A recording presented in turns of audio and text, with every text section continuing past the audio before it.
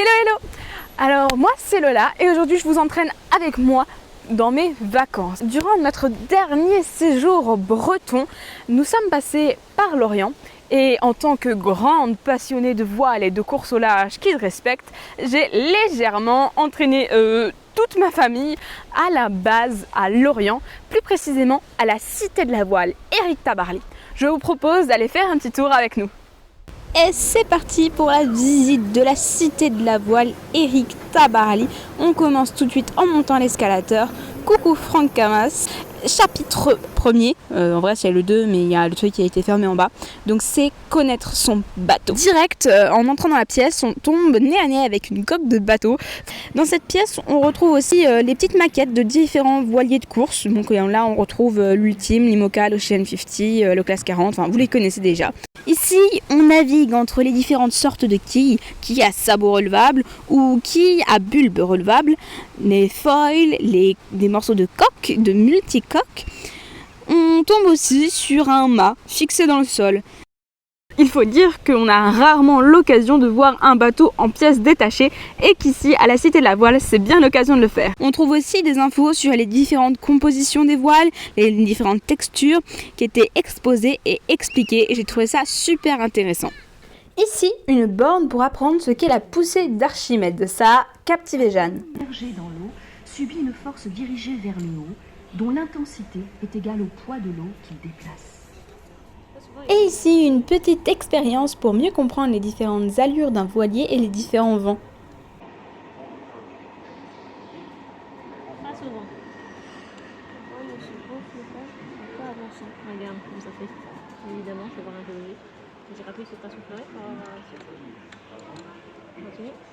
Et là, il est en train de virer de bord, là, tu vois. Ce qu'il faut qu'il fasse, c'est lâcher le mot pour pouvoir faire un virage, en fait. Une expérience qui a beaucoup plu à mes petits frères et sœurs qui ont pu mettre en application, en quelque sorte, des mots du vocabulaire marin qu'ils entendent souvent sortir de ma bouche, comme empannage, virer de bord ou encore naviguer au pré. Une petite explication sur la conception de ces voiliers qui partent au large. Ici, maman et Martin qui sont juste captivés par les paroles de Loïc Perron. Qui sont un peu limités parfois en distance. La vérité, c'est que j'étais tout autant captivée qu'eux, voire même plus. Nous constatons deux choses. D'abord, le récipient a débordé d'une certaine quantité d'eau.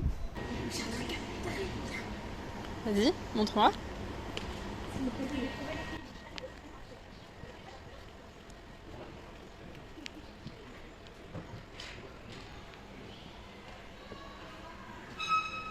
Quand il y a un risque en mer.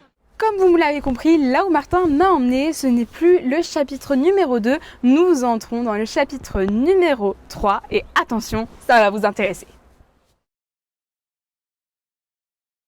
Pour commencer, il y a tout d'abord un espace dédié au sauvetage en mer avec l'exposition d'un radeau de survie et de plusieurs gilets de sauvetage donc qui nous mettent vraiment en conditions réelles et franchement on se dit qu'on n'a pas envie de faire un naufrage. Comme vous le voyez, Lucie était captivée. Sur l'îlot d'à côté, nous retrouvons différentes ressources pour apporter l'énergie à bord des voiliers, notamment des voiliers de course. On retrouve notamment l'hydrogénérateur Wattensee. Oui, c'est ça, hydrogénérateur.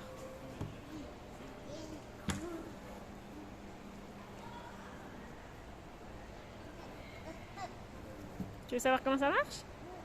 Pour ceux qui ne connaissent pas Wattensee, c'est un hydrogénérateur qui équipe aujourd'hui beaucoup de bateaux dans le milieu de la course au large. Et ça, on le remarque notamment en se baladant sur les pontons des villages de course comme la Route du Rhum ou encore la Transat Jacques Vabre par exemple.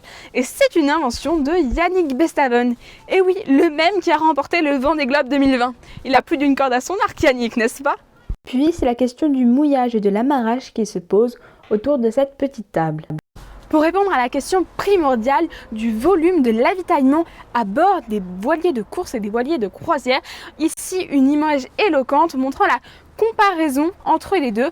Vous avez dans ce tube-là un avitaillement d'un voilier de croisière et ici un avitaillement d'un voilier de course. On voit tout de suite la différence et en fait c'est très simple, c'est que sur le voilier de course on retrouve des produits lyophilisés.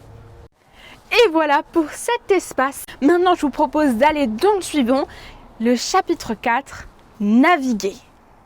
Dans cet espace, nous retrouvons beaucoup de maquettes, des bateaux de course comme l'ultime Banque Populaire ou encore l'IMOCA massif avec lequel François Gabard a remporté le Vendée Globe 2012. On pouvait d'ailleurs retrouver ces petites plaques métalliques sur lesquelles on avait juste à poser nos deux pieds et on entendait les voix de différents marins ayant fait différentes courses au large, relatant leurs histoires. D'avoir ces petits instants audio, c'est franchement sympathique et ça nous met encore plus dans l'ambiance. Passons maintenant au chapitre 5, l'espace Éric Tabarly. Éric Tabarly, si vous ne le connaissez pas, c'est un marin exceptionnel français. Il est né le 24 juillet 1931. Il est mort, disparu en mer le 13 juin 1998. Et ce marin, qui était non seulement un marin d'exception, mais en plus une personne d'une intelligence rare, qui a beaucoup participé au développement de la course au large et de la voile. Franchement, ce mec, il savait tout faire, et moi, en découvrant cette partie-là de la Cité de la Voile, Éric Tabarly, qui porte d'ailleurs son nom, j'ai été bluffée devant une personne comme celle-ci et je dois vous dire que je regrette de ne pas l'avoir rencontré. On pouvait aussi retrouver différentes maquettes des différents Pendwick. Bon, il faut savoir que le nom d'Éric Tabarly est forcément associé au Pendwick, ce modèle de bateau si particulier. Puis des objets ayant appartenu à Éric Tabarly étaient exposés. Je pense à son carnet dans lequel il a écrit la rénovation des Pendwick, ou encore à ses quelques magazines ou à ses médailles qui trônent dans les vitrines. D'ailleurs, dans cet espace Éric Tabarly, on pouvait visiter la cabine du Pendwick 2 et donc c'était super intéressant aussi parce qu'on voit l'évolution clairement des bateaux au fur et à mesure des années et de se retrouver dans cet intérieur, c'est franchement sympathique. Voilà pour cet espace plus que touchant autour d'Éric Tabarly. Passons maintenant à un espace plus fun. On va parler de l'espace numéro 6, l'espace jeunesse. Et alors là, mes petits frères et sœurs, ils sont éclatés. Cet espace, il est exceptionnel pour les enfants, vraiment c'est génial. Mes petits frères et sœurs ont vraiment adoré parce qu'en fait c'est plein de petits jeux super interactifs, super ludiques autour de la voile et de la course au large. C'est super sympa, il y a même une simulation d'intérieur de bateau, de croisière et ça a bien plu à mes petites sœurs. D'ailleurs, Lucie va vous en faire une visite. On peut faire pipi caca, la 2 c'est laver les mains. Ah ouais. Tu me fais la visite? Là, c'est la table. Et là, c'est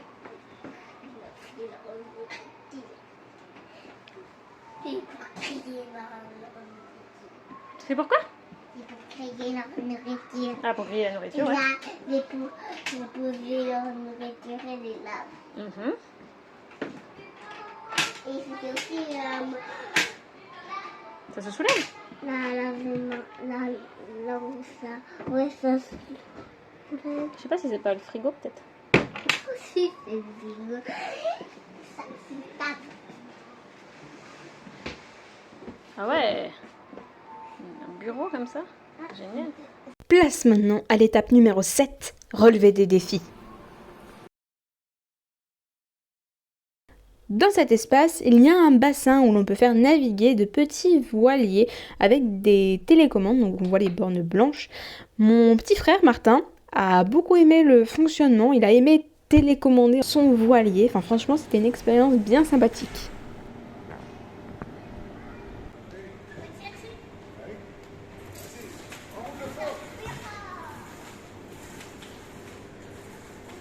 Cette étape numéro 7 est ultra ludique, tout un tas d'expériences autour de la voile. On peut par exemple apprendre à faire des nœuds marins. Là je vous avoue que Maya et maman se sont donnés à cœur joie. Ou encore Lucie, et oui Lucie a appris elle aussi à faire des nœuds marins, c'était très marrant de la voir se débrouiller. En plus d'avoir appris des nœuds marins, elle a été capitaine de son bateau durant un court instant qui l'a fait bien rigoler. Jeanne, elle, a plutôt été séduite par les petits ateliers permettant de manœuvrer un bateau virtuellement. Après Jeanne, c'est Maya qui s'y est collée et je dois avouer qu'elle a pas mal géré non plus. Pour finir, c'est Lucie qui a voulu prendre la barre du Penduix 6, mais bon, un peu grand pour elle. Enfin, juste avant que je parte pour faire un petit tour surprise dont je vais bientôt vous parler, j'ai moi aussi testé, fait la course avec Maya, et décidément, elle est beaucoup plus forte que moi. On peut aussi tester ces super bras sur les colonnes de Wish. Virtual Regatta. Mon petit frère et mes petites sœurs ne connaissaient pas du tout ce jeu et là ils ont eu l'occasion de le découvrir et d'en devenir complètement fans. Pour finir notre petit tour de la Cité de la Voile, on est allé faire la simulation autour du Vendée Globe. Alors en gros, pendant une dizaine de minutes, on enchaîne tous les malheurs possibles et imaginables. C'était très amusant d'entendre des phrases de mes petits frères et sœurs du style « Ouais, on va gagner comme Yannick !» Et moi, après tout ça, je suis partie embarquée pour une nouvelle aventure. En fait, je me suis inscrite à la balade sous voile, comme il l'appelle. En fait, c'est une sortie en mer encadrée par un professionnel, donc un marin. On est parti pendant 1 heure et demie entre Port-Louis et Lorient. Et c'est moi qui barrique donc pendant tout ce temps-là. Donc c'est quelque chose qui est fait pour les personnes qui viennent à la Cité de la Voile sans avoir jamais navigué, comme moi, parce que j'ai beau parler de la voile et raconter l'histoire de ces marins, c'est pas pour autant que je sais moi-même naviguer. Donc du coup j'ai été ravie de cette petite sortie en mer qui m'a juste confirmé que franchement, mais qu'est-ce que j'aime ça. Et voilà, nous sommes à la fin de cette visite de la Cité de la Voile Éric Tabarly. C'était vraiment exceptionnel, comme vous l'avez pu le voir sur ces images. Un moment vraiment chouette en famille.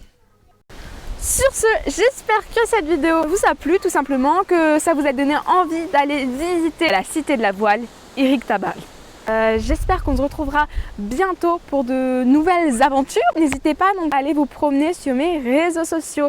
Je suis sur Instagram et je suis aussi sur Facebook, toujours avec le même pseudo, l'envol d'une ado libérée. Donc c'est moi, Lola. Et moi je serais ravie que si ça vous a plu, vous le signifiez en mettant un petit pouce ou en vous abonnant, en activant la cloche aussi, comme ça vous permet d'être au courant de mes actualités, de mes nouvelles vidéos, etc. Et en partageant, en parlant autour de vous, en faisant vivre ce projet, l'envol d'une ado libérée. Au revoir!